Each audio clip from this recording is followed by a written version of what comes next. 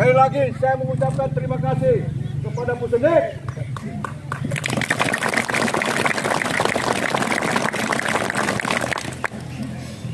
Ada keyakinan di dalam diri saya untuk melihat kalian ini. Dari sorot matamu, dari kebugaran fisikmu, kalian akan berangkat ke sana dalam kondisi yang sangat siap.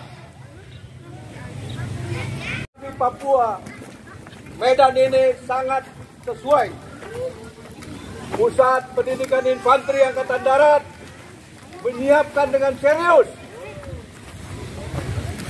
Saya alumni dari Pusat Pendidikan Infanteri Angkatan Darat. Saya sudah mengikuti pendidikan itu sejak tahun 1989. Mungkin ada yang belum lahir.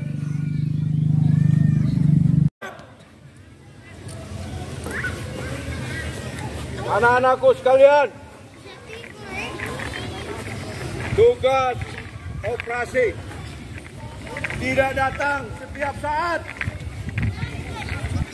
Dari sekian ribu marinir, kalian yang diberi kesempatan untuk terlibat di dalam operasi tempur ini